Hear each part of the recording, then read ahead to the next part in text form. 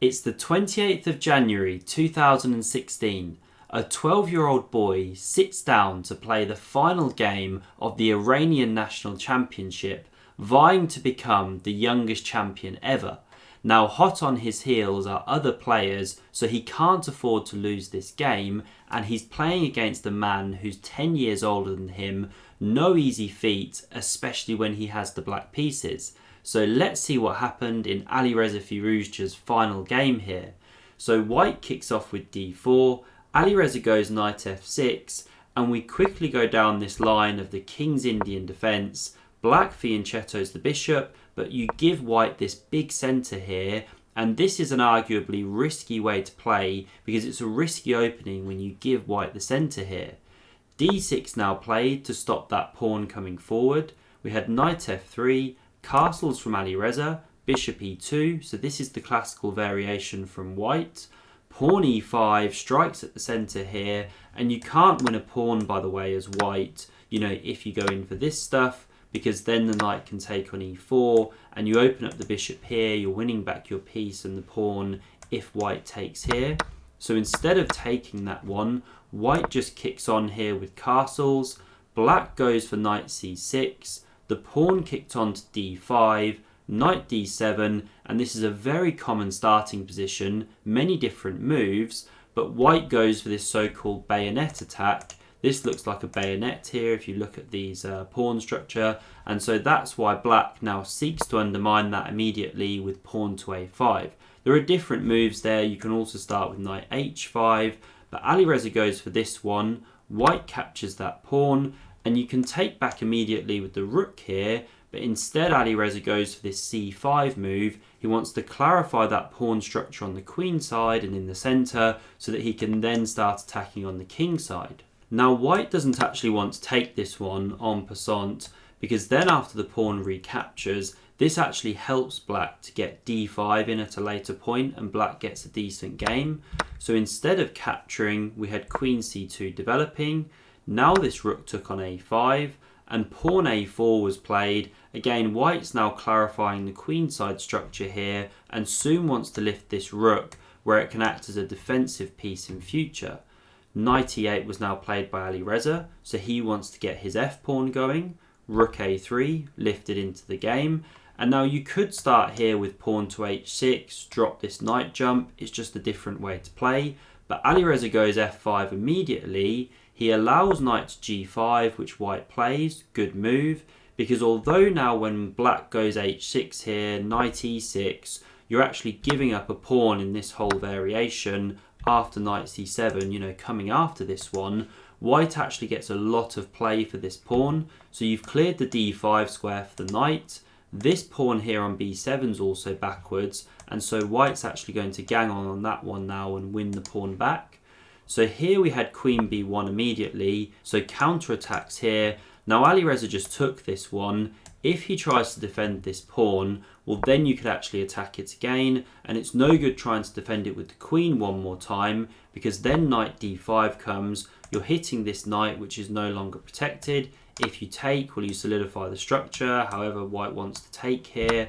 And if instead you defend this knight, well, white could simply take, rook takes, and then you're actually winning a pawn here with the queen.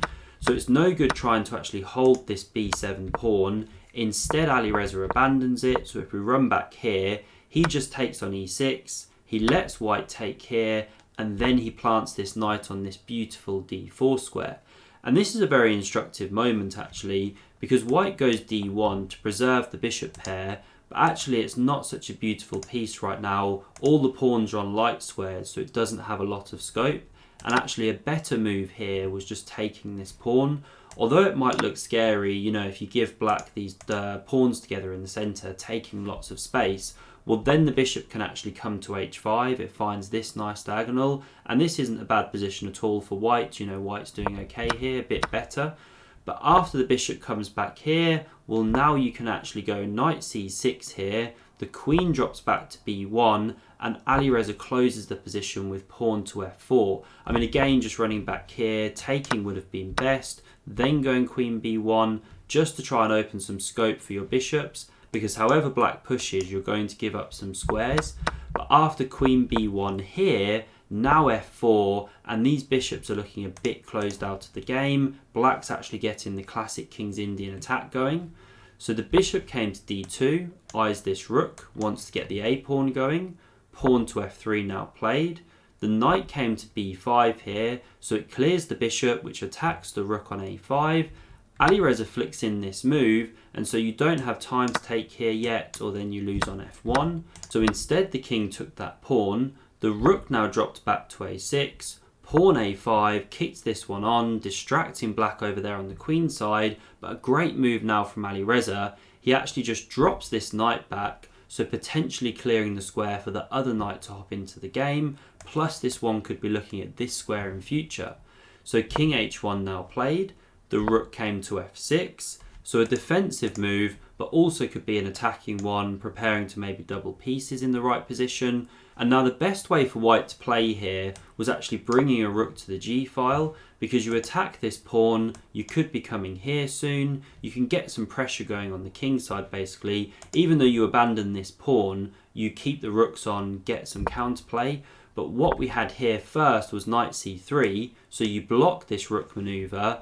Now when Alireza takes here, the rook recaptures and he gets a pair of rooks off the board, which makes the pressure on the king side here not so bad.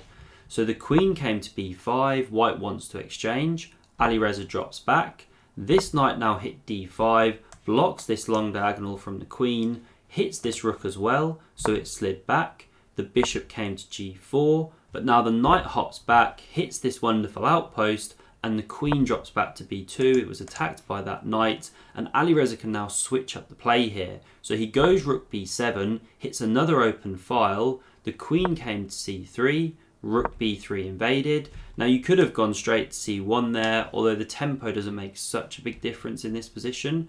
Queen c1 was now played, and here Alireza goes a bit wrong actually. He'd have been better starting with say king h7, just playing a bit slowly on the position, say bishop e3, h5, bishop moves, then go queen a2, just pressure white into making mistakes.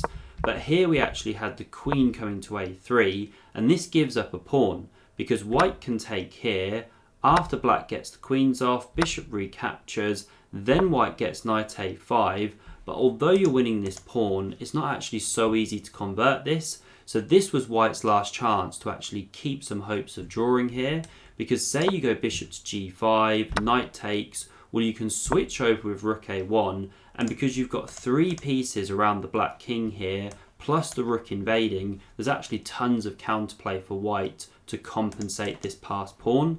So I won't go too deep on that line, because here f4 was played instead.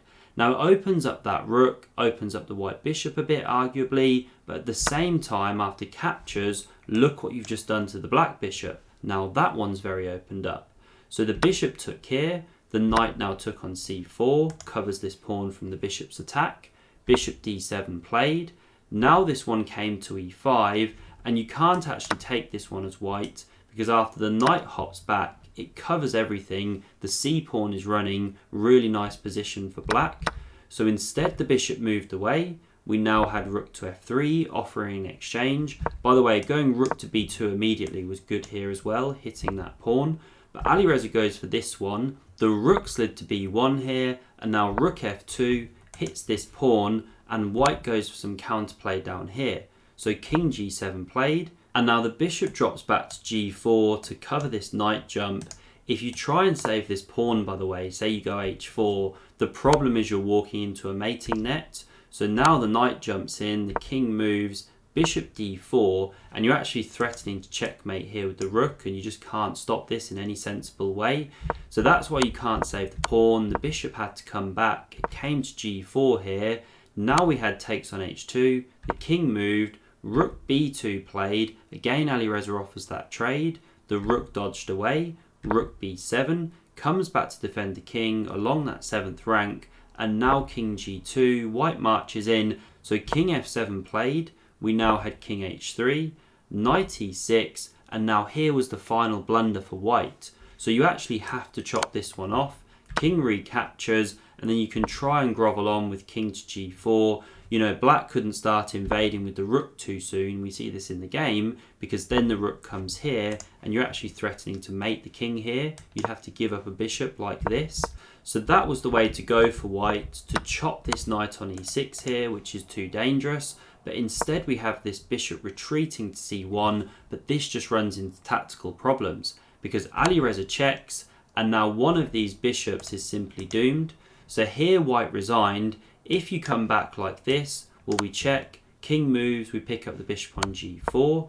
And if instead you come up here, well, now we check with the bishop, you can't come up the board, so you have to come back, bishop f4, discovered check, and then we're picking up the bishop on c1, it's game over. So this secured the championship for Alireza Firouzja, the youngest in the history of Iran. I hope you enjoyed this video. To see the whole playlist, click here, and to never miss a future video, do hit that subscribe button, and thanks very much for watching. See you soon.